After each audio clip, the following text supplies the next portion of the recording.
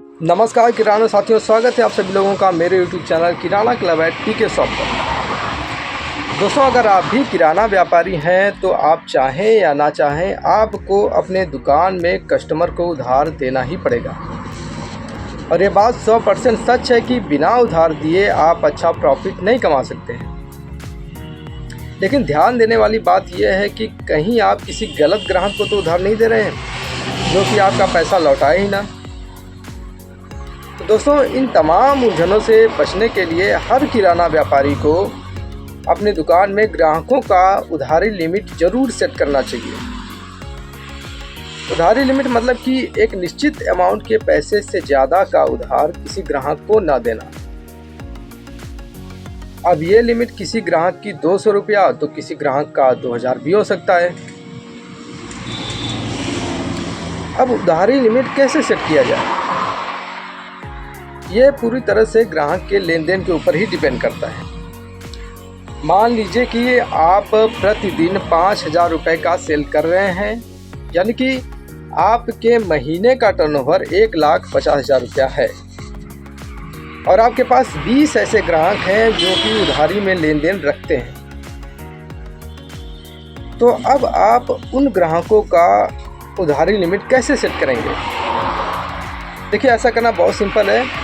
आपको अपने महीने के टर्नओवर का आधा अमाउंट, यानी कि 1,50,000 रुपये का आधा, अभी हो सकता है कि आपके महीने का टर्नओवर इसका दोगुना हो, तो समझ लीजिएगा उस हिसाब से मैं एक आंकड़ा बता रहा हूँ।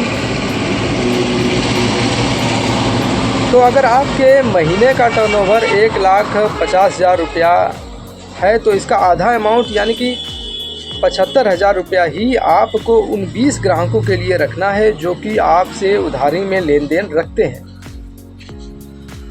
मतलब कि उन 20 ग्राहकों में से एक ग्राहक को आप केवल 3,750 रुपया ही उधार में दे सकते हैं, उससे ज़्यादा नहीं। और यही अमाउंट उस ग्राहक की उधारी लिमिट होती है। दोस्तों, ये जो उधारी लिमिट का नियम है वो उन ग्राहकों के लिए है जो कि आपसे कई सालों से लेन देन कर रहे हैं। लेकिन अगर आप इस बिज़नेस में नया आए हैं या फिर कोई नया ग्राहक आपसे उधार लेना चाहता है, तब आप उसका उधारी लिमिट कैसे निकालेंगे? देखिए, ऐसा करना बहुत आसान है। आप केवल इतना ही देखिए कि अब तक आपने उस ग्राहक से कितना कमाया है। मान लीजिए कि आपने अब तक उस ग्राहक से 500 रुपया कमाया है, तो 400 से 600 रुपये के बीच में ही उस ग्राहक का उधारी लिमिट रखना चाहिए। उससे ज़्यादा का उधार उसे नहीं देना चाहिए। दोस्तों, बहुत सारे दुकानदार ये नियम अपने दुकान में अप्लाई नहीं करते। वो अपने ग्राहकों को बहुत सारे रुपए का सामान उधार में दे देते हैं।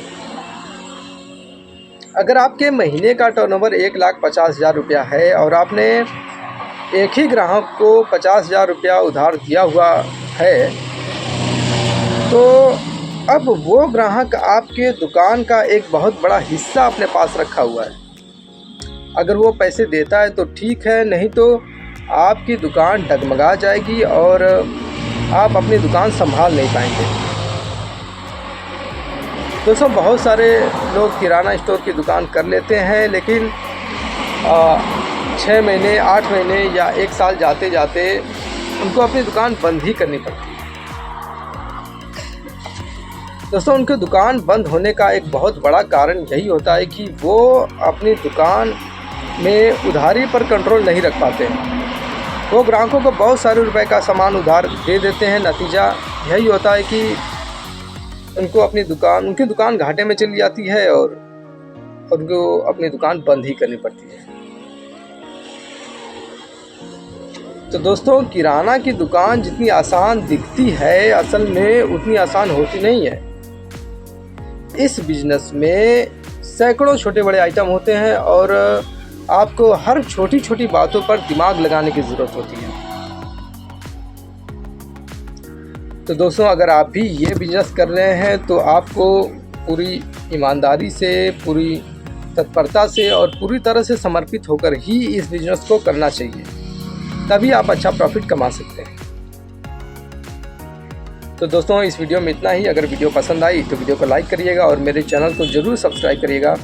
धन्यवाद।